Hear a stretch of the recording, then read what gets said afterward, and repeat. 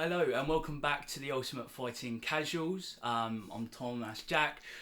We're coming up on some really exciting title fights over the next few weeks. So kicking off with Usman Burns.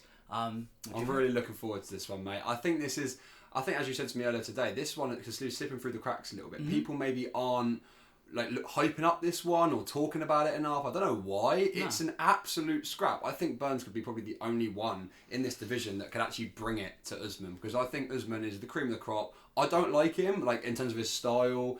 Don't like his personality. I don't think it suits the UFC, the style, none of that. All of that aside, respect what's put in front of you. That is a real fighter. He can take it anywhere, and that's what I respect more than anything, and that's what I am so excited for this fight for. Because where the fuck's it going to end up, mate? 100%. I think Usman has already proved over his fights he doesn't care where the fight's going to end up. He'll stand and trade with you, he'll wrestle you, or he'll try and choke you unconscious. He really doesn't mind.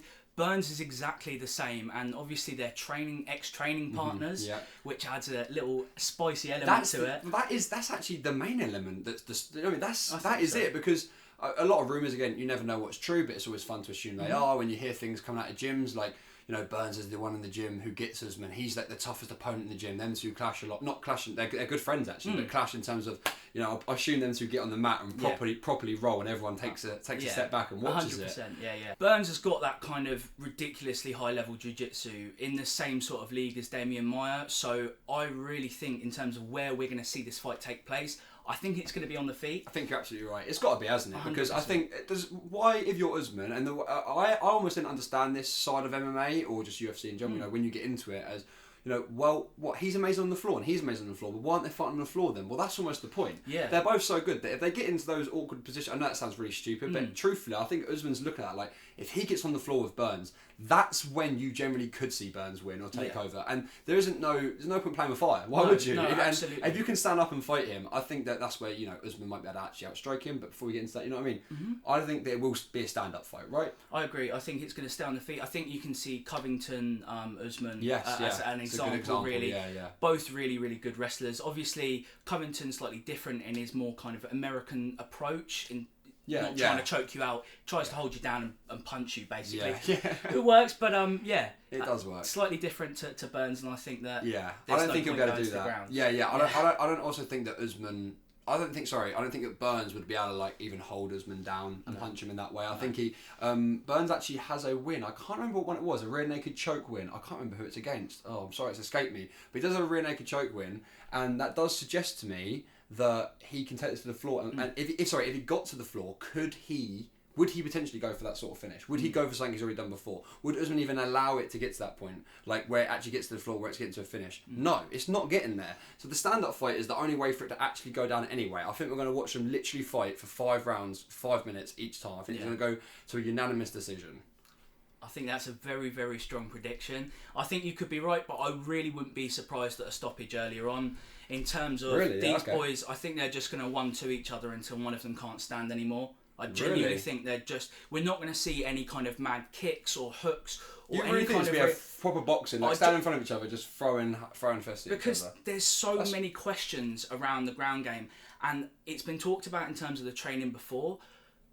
Burns has Usman on the floor, and his jiu-jitsu is so legit. He competes in competitions, and that Abu Dhabi Grand Prix is talked about as the sort of creme de la creme of BJJ competitions. Absolutely, yeah. And he's winning it. I don't know actually. He's been in finals several times. He's been on them, right? And that just shows that he's focusing that in training, which is absolutely massive. And then that also links back to what I was saying earlier. That's why I don't think we'll see Usman even get there, because no matter how elite Usman is on the floor, if you know you'll come up against someone who is that good, you don't give them that opportunity to get there. Hence, what I was saying, why would he let it get there? That's it. Fingers crossed he doesn't, because it won't be good. No.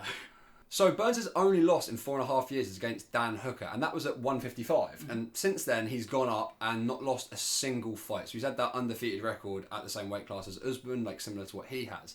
And I think that some people sometimes, especially when stats pop up on a screen and someone looks like they've got more losses than the other guy, that might mean something in their head, right? But the way I look at it is, he hasn't lost since 2016. And that loss, was, he must have learned so much from that loss. Going up a weight class, changing all these different factors, but coming back and then winning every single fight. I think that almost, like the GSP, like them sort of things, when you lose, it makes you stronger. It doesn't just mean you're a loser or you're not at the top champion. Just not everyone's Adesanya and Usman and can have these undefeated records, So I really look at that as, wow, maybe Burns, he's come back stronger. He's going to actually now have the title fight that he's been after against someone who he's been training with for years, right? And now he's not doing that anymore.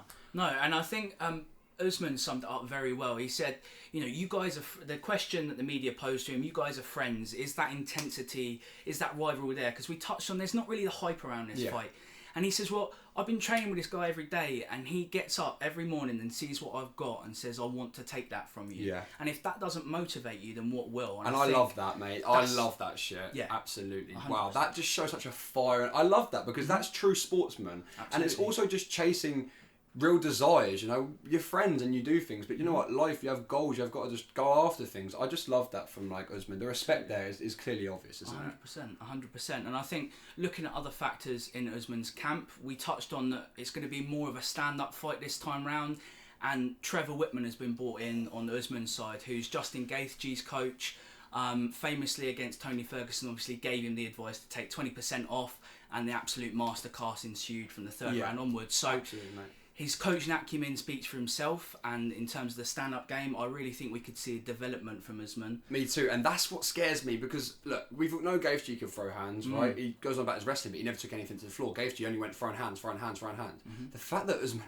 can not only just throw hands, training with Gaethje and Trevor Whitman, that scares the shit out of me, you know what I mean? Because, he was training with Burns, and moving anywhere, you could go anywhere, and if we're saying all the stuff such as this is going to be on the feet, this isn't going to go to the floor, then there's no one better to go to. There's literally no one better than Trevor Whitman, and I think that means a lot for Usman. I think we could see a different approach from Usman here on the feet, and I think that's where he will win it. I think that's where he's going to take it. I mean, what do you think, though? I agree with you, and touching on the Dan Hooker point earlier, he looked like he was a little bit out of his depth in that fight, striking wise a little bit, and Burns, that is, excuse me. Yeah, you see him lunging in, and just before he gets caught, he just gets caught by a left hook lunging in. You're right, he was lunging in, being a bit silly, he got that little knee to the head. I can't really tell how powerful or much that was, but then Hooker just seems to get closer, overwhelm him after Burns had gone for a few lunges.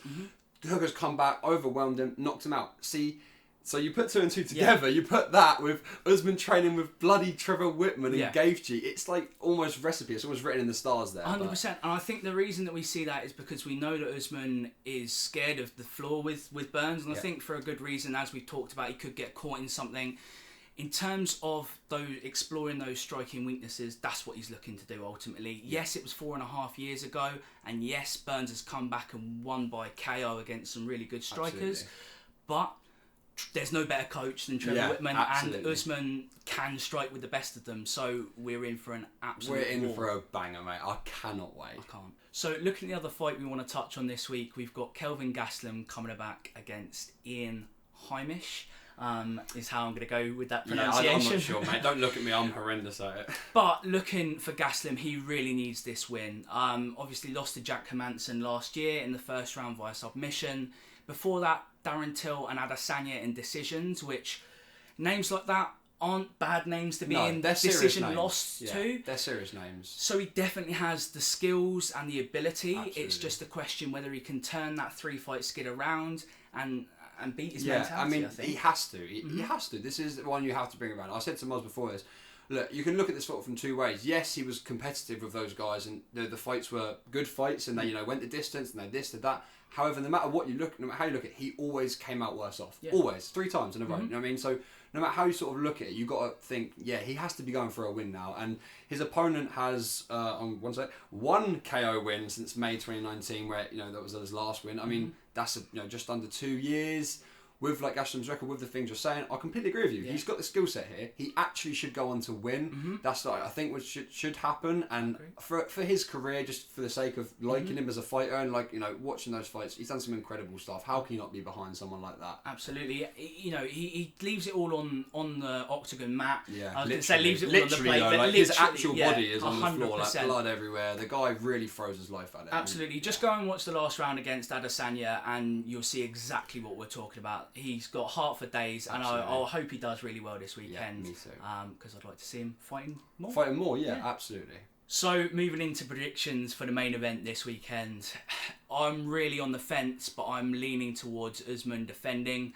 I think that the work he's done around his stand-up will hold true, and yeah. Yeah, I mean, I think the one factor we literally just spoke about is the main reason I think Usman will win now. Mm-hmm. Literally 5 minutes before this, we're not going to pretend, no reason. Mm-hmm. We watched the Burns hooker knockout. Mm-hmm. Just from seeing that and just from having the conversation we're talking here, things been going through my head. With Usman training with Whitman and Gaethje, I think that Usman's going to knock him out.